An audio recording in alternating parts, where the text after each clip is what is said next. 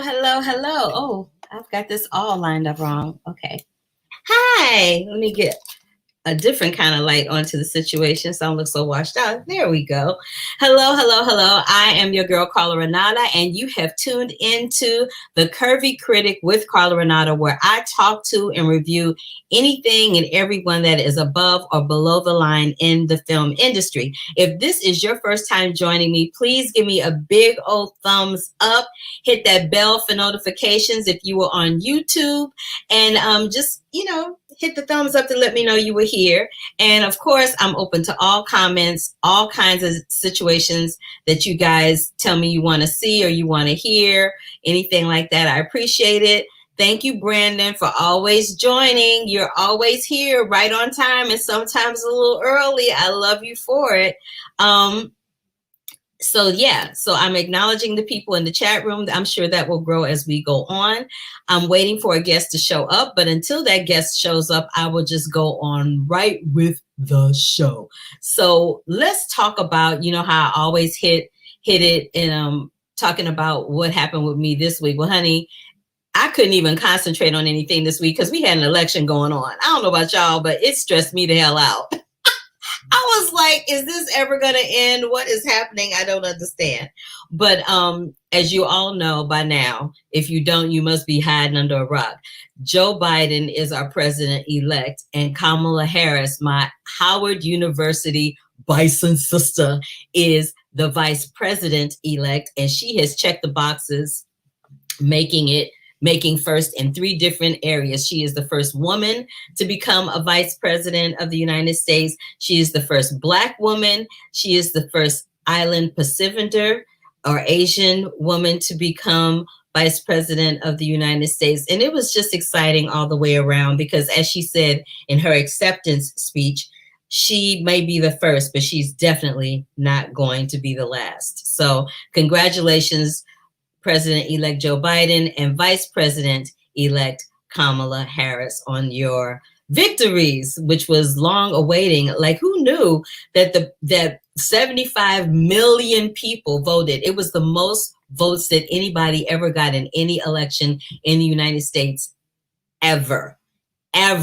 So, just to let y'all know, the power of voting works.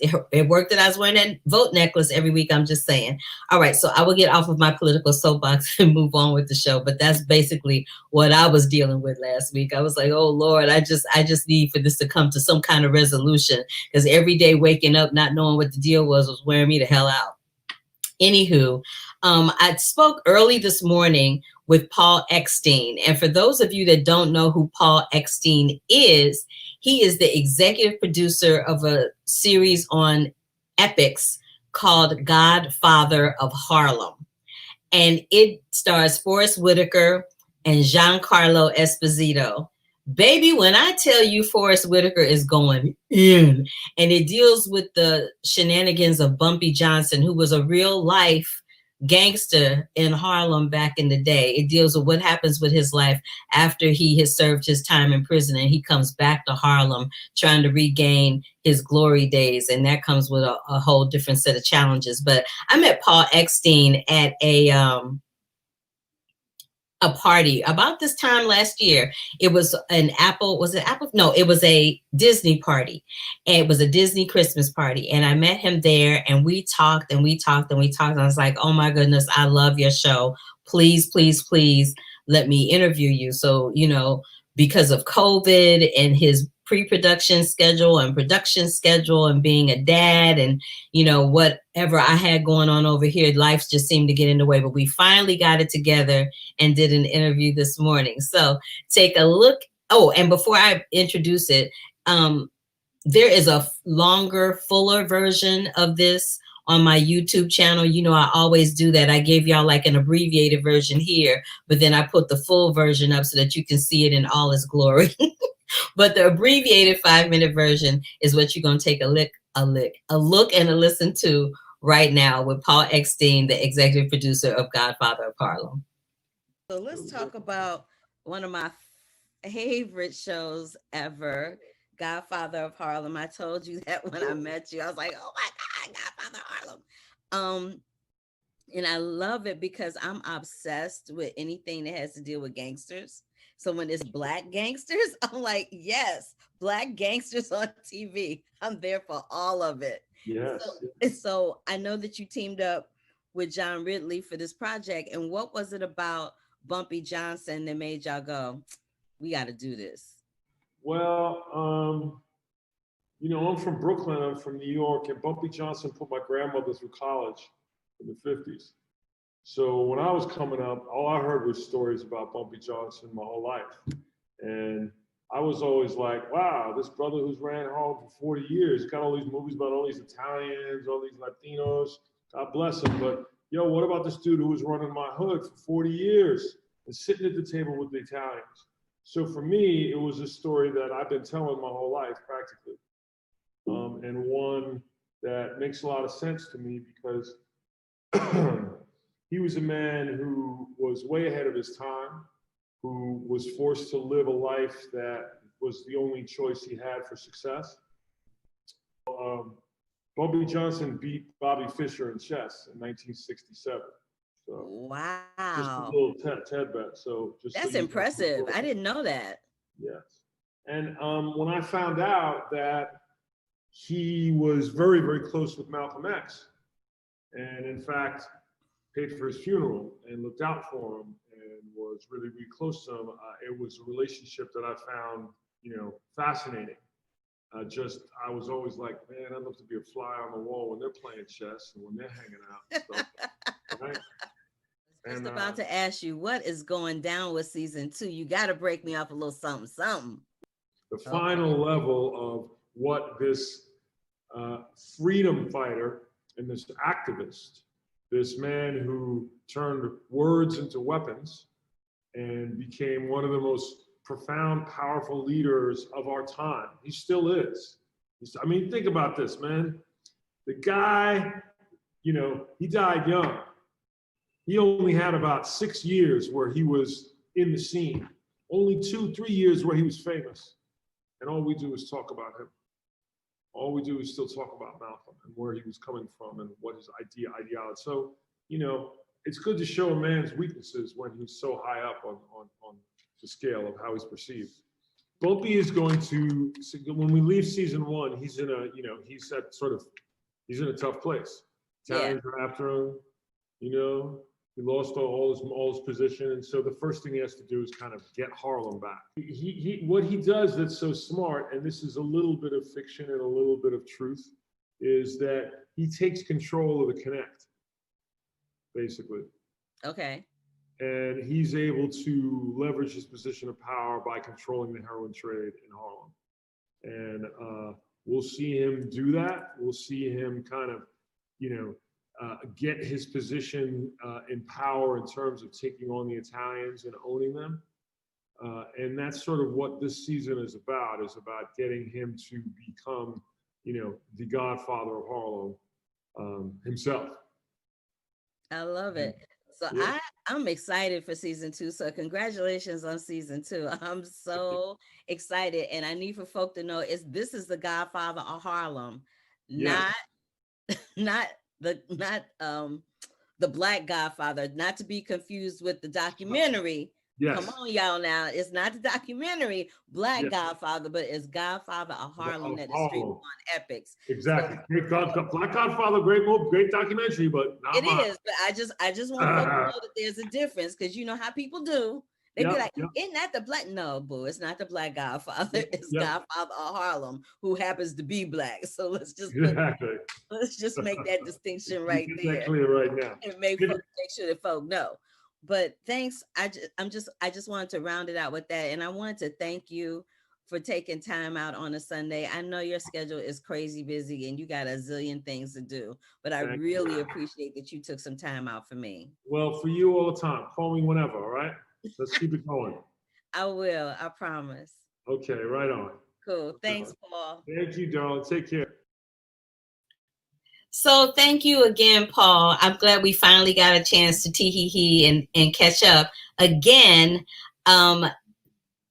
Godfather of Harlem streams on Epix. It is a wonderful, wonderful series, y'all. You should totally check it out. And you know, I don't talk about TV series that much, but I'm obsessed with gangsters. So the fact that this is Black gangsters, I'm all about it. Hey, Michael B. Yes, Bobby Fischer was no joke. He was all of that. What channel is it on? It's on Epix. The app Epix, Epix, Epix.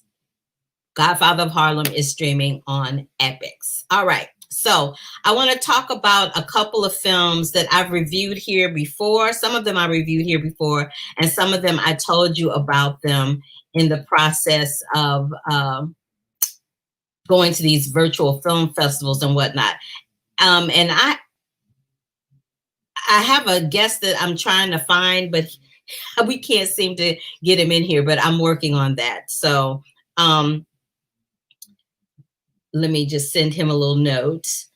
Actually, I'll do it after I talk about this. So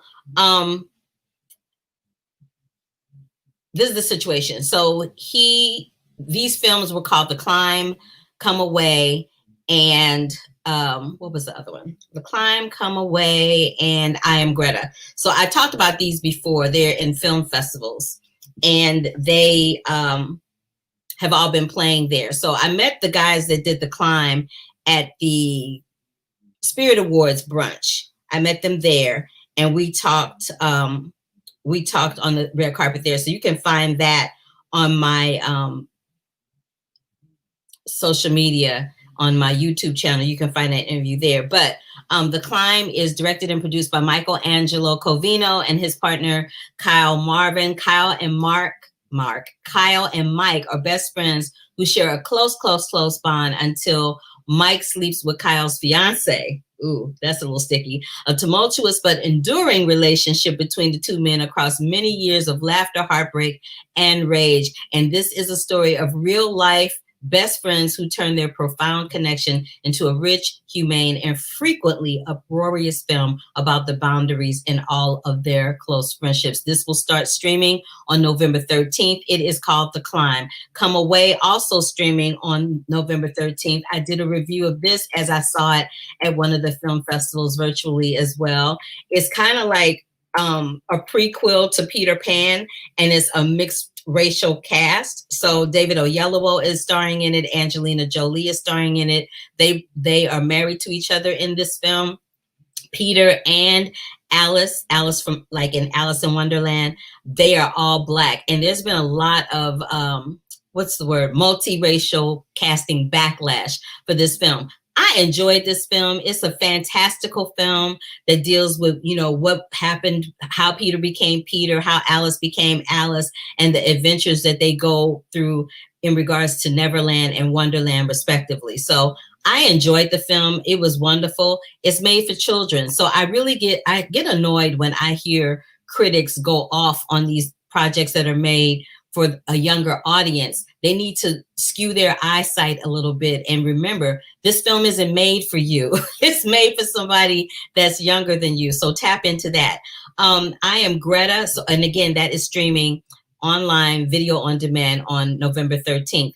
I Am Greta has been streaming on Hulu since October 23rd, and it's directed by Nathan Grossman. So it's dealing with this little young activist overseas named Greta Thunberg. She's 15, she's probably 16 by now, but she starts off school striking for climate change. Now, can you imagine being 15 years old and putting that much pressure on yourself? Now this girl is known worldwide. She skipped school. She sat outside of Parliament to show politicians that if they don't care about her future, why should she?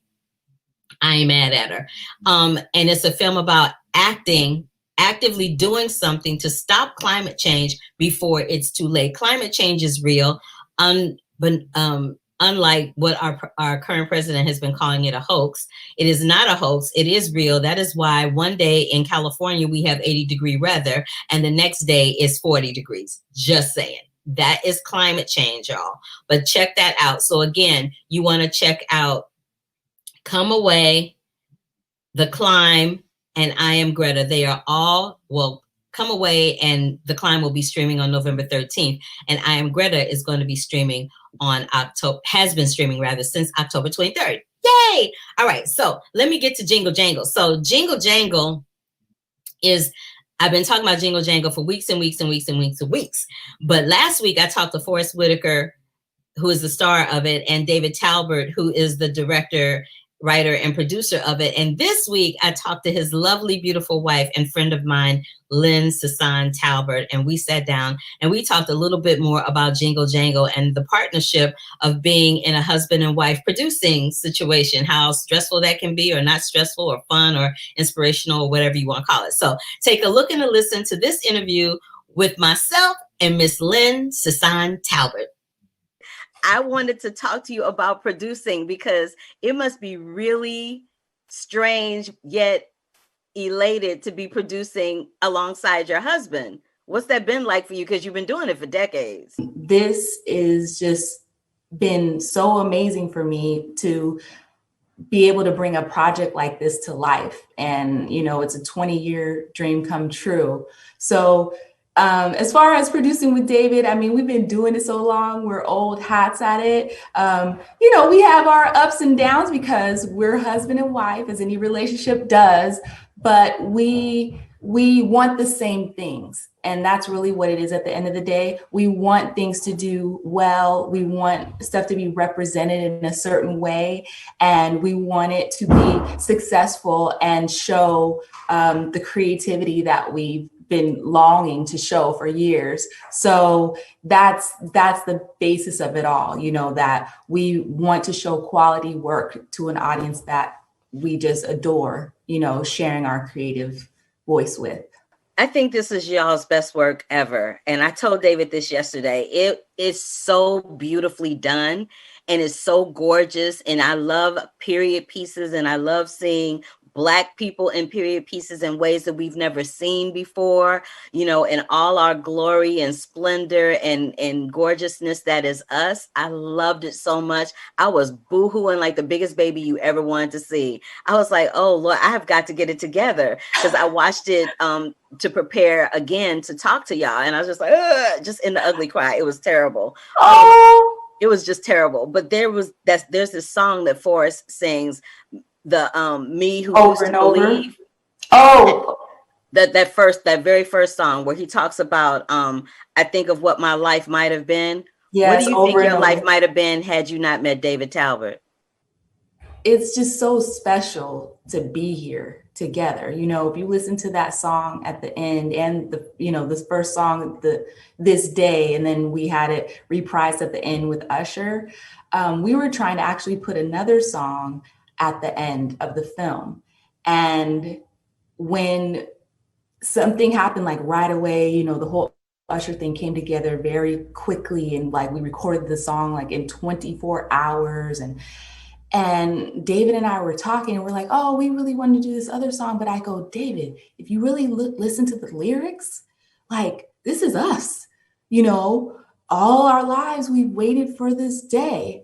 And how we've been by each other's side. And we were just like, oh, you know, because, you know, you sometimes are so into something that sometimes you miss that things are set up perfectly. They're perfectly aligned.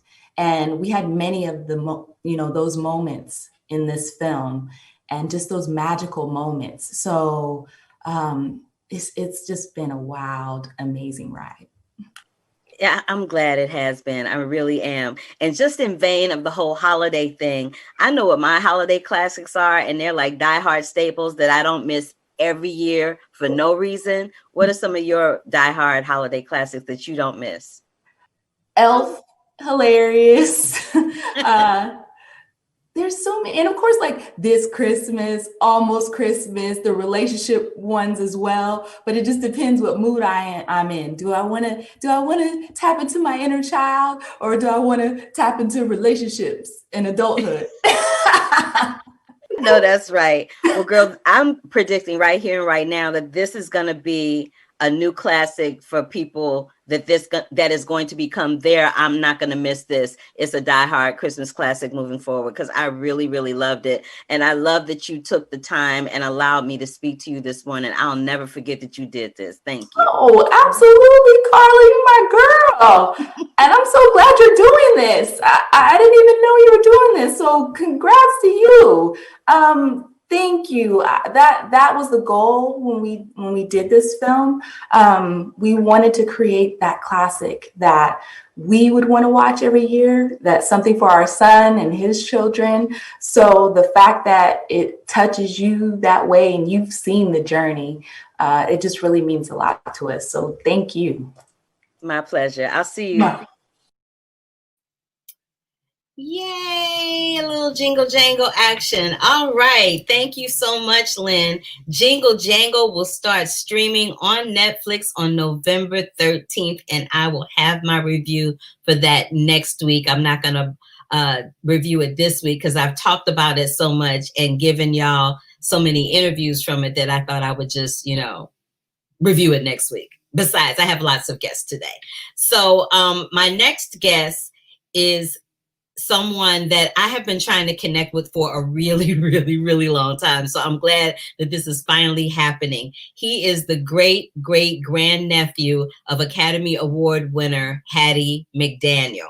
Y'all know who Hattie McDaniel is. She was the first Black woman to win Best Supporting Actress in a motion picture for Gone with the Wind. She played Mammy in Gone with the Wind. Now, I'll talk to her nephew about this, but there were some issues. She had donated her Oscar to Howard University, and somebody stole the Oscar, child. I don't even know where it is, but maybe he can give us some insight on that. But anywho, I want y'all to put some snaps and some claps together for my boy, Kevin J. Goff. Oh my gosh, can you hear me okay, Carla? Yes, I can hear you perfectly. Finally. Oh, I know. We had some technical difficulties. Sorry about that. I might cry. I think I must have given you the wrong link, so that's on me. My bad. Okay. That's okay. It will work away. Thank you. It's so wonderful to finally connect with you. As I said, we've been trying to do this for a minute. Yeah, my beard was black when I first tried to connect with you, some time ago, and now look at it. You know what, KJ? Why you got jokes? Why you got jokes? Why you got jokes on a Sunday evening? It's all right. At least one. Oh my God. So right before I introduced you, I was talking about now, and correct me if I'm wrong, I'm a graduate of Howard University, and rumor had it that Miss Hattie had donated her Oscar to Howard and someone stole it. Has that ever been recovered? Yeah, Hattie left it to Howard in her will. And around, of course, in 1968, Martin Luther King was assassinated. Right. And that created some riots across the U.S. and Chicago and D.C. were two of the hardest hit places in the U.S. Mm-hmm. And around that time, shortly thereafter, with all the mayhem, riots, National Guard, some people died, Oscar vanished and hasn't been seen since. And there's theories, was it thrown in the lake, the Potomac? Was it burned in the fires? Is it in someone's basement? It never showed up on eBay. So yeah. It hasn't showed up on eBay in 50 years. It's probably not going to. I was like, did somebody melt it down for parts? Like, what's happening with that? But No, I was gonna say, her Oscar was the plaque. Yeah, that they showed. Yeah, it was still an Oscar, but it was the supporting actors and actresses received the plaque, and I think a few years later they changed it where everyone received the statue.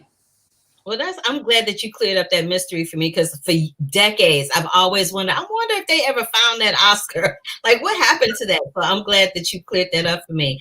Talk to me about the moment that you found out that this was your great great grand auntie, because I can't imagine, like, you just walking around minding your business, you know what I mean? And then all of a sudden one day somebody's like, yeah, so by the way, one of your relatives is ...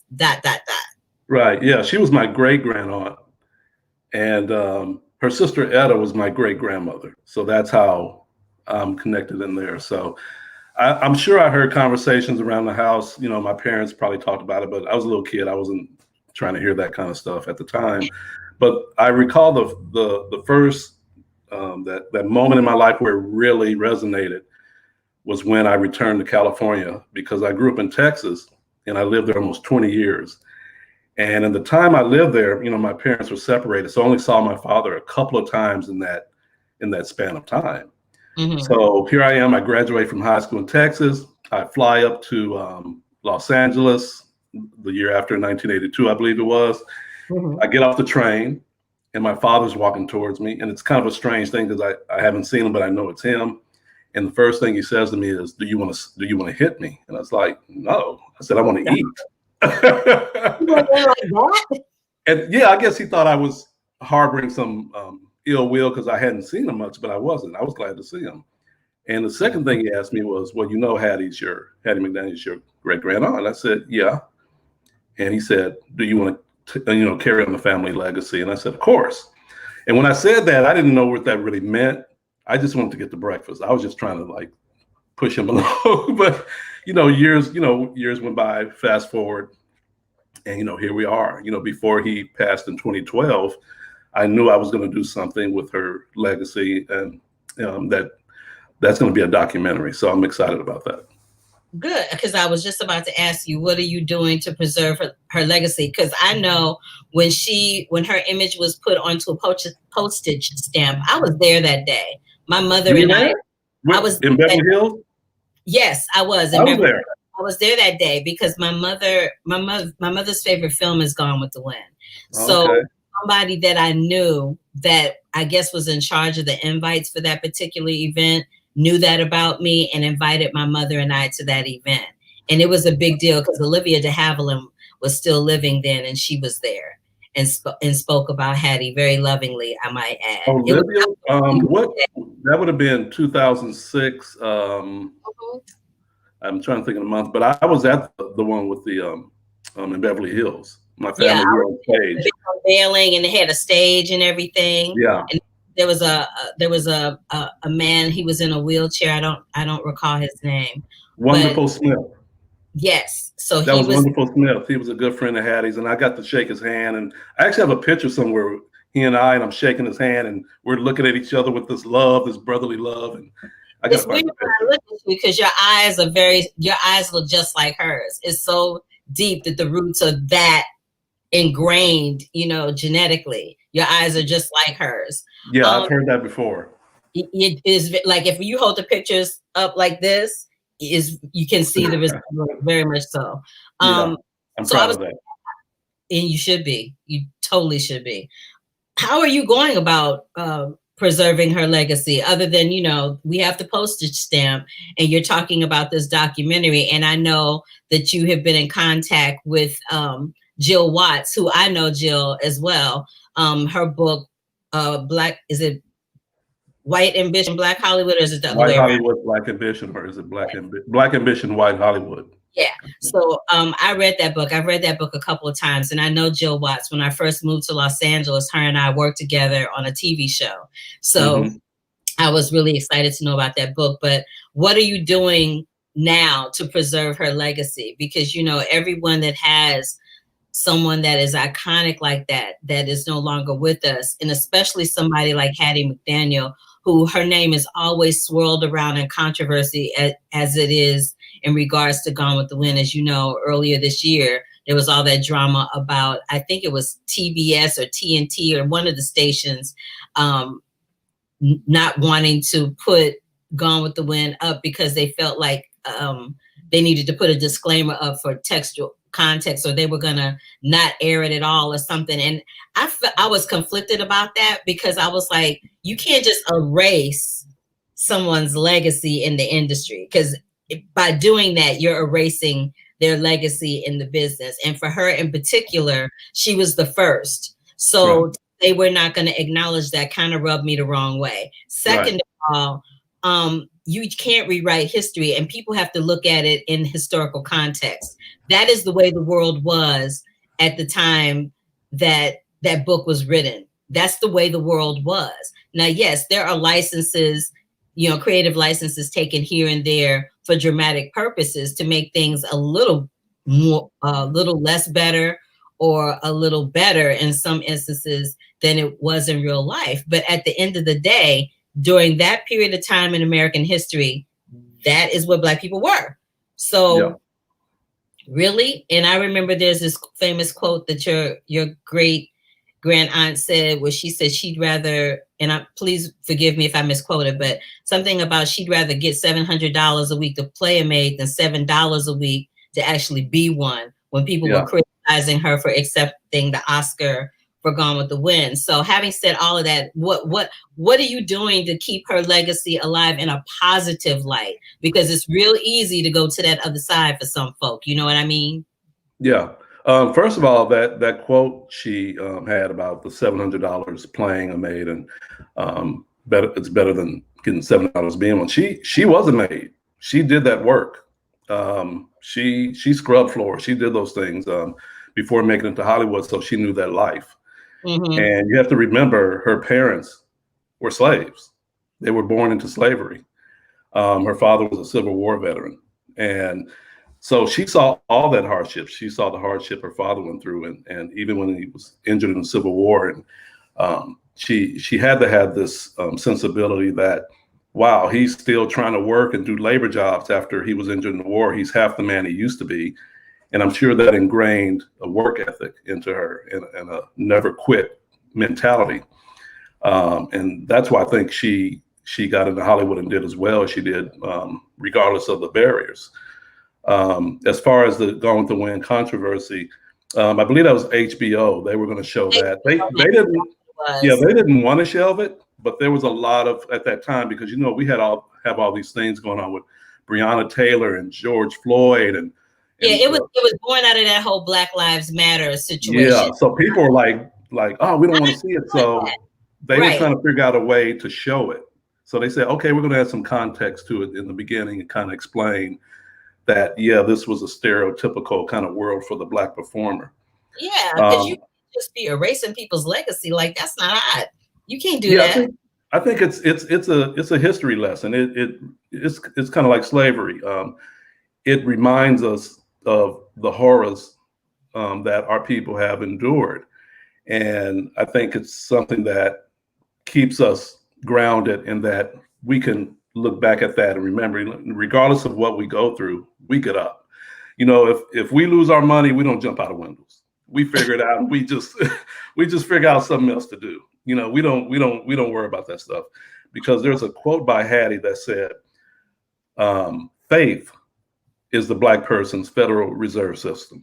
Ooh, I like that. I like that too. Black person's Federal Reserve. Yeah, faith, not money. Faith is the Black person's Federal Reserve System. That's why I think we can endure anything. You could throw us anywhere in any community, and you could abuse us, and you could try to do whatever, but we get up. We get up, and there are other people that don't get up, you know, for much less.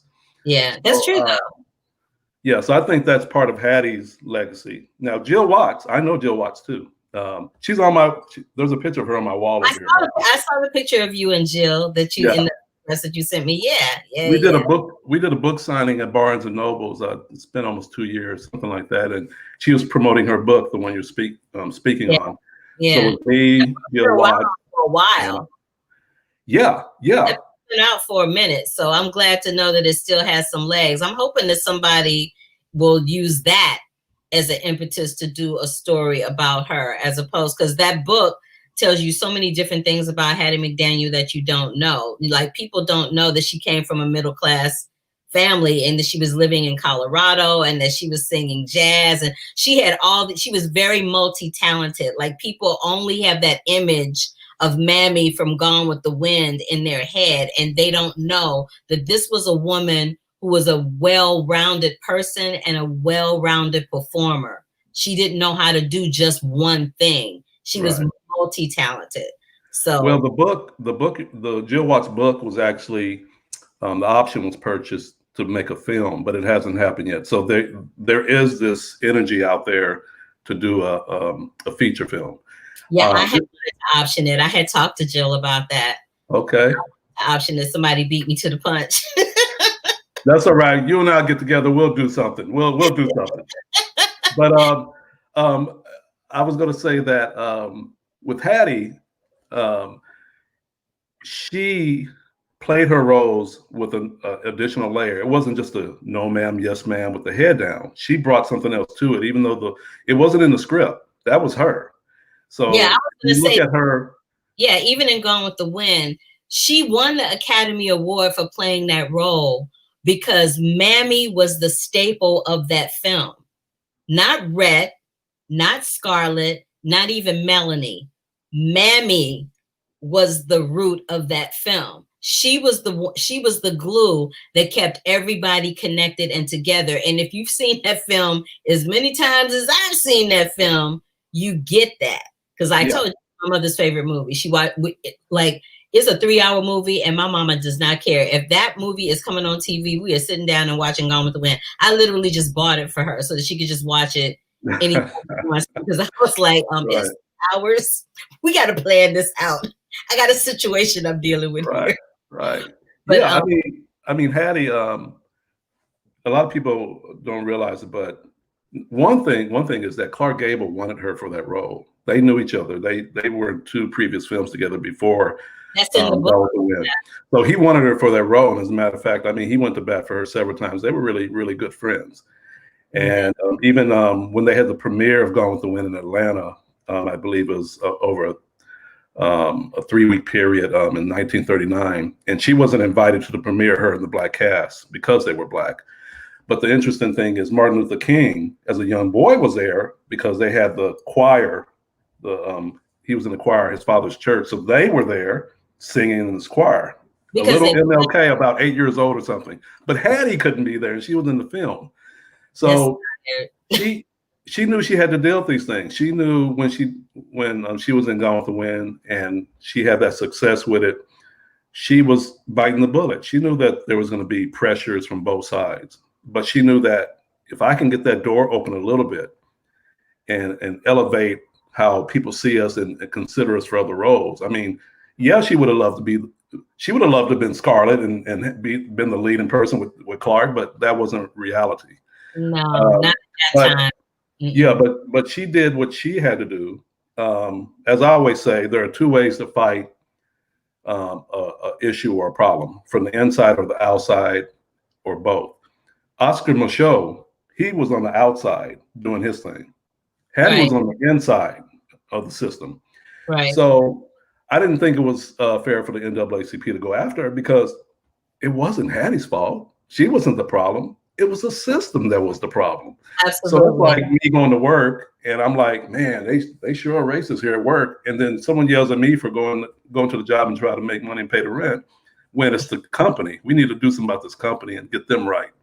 Absolutely.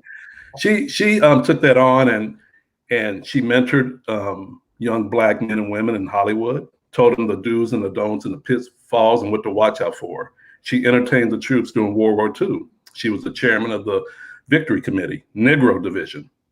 She fought housing discrimination. You know, the house she lived in Sugar Hill, West Adams. The neighbors didn't want her and other people of color to have homes there. They took it to court and won. That sparked the California housing laws.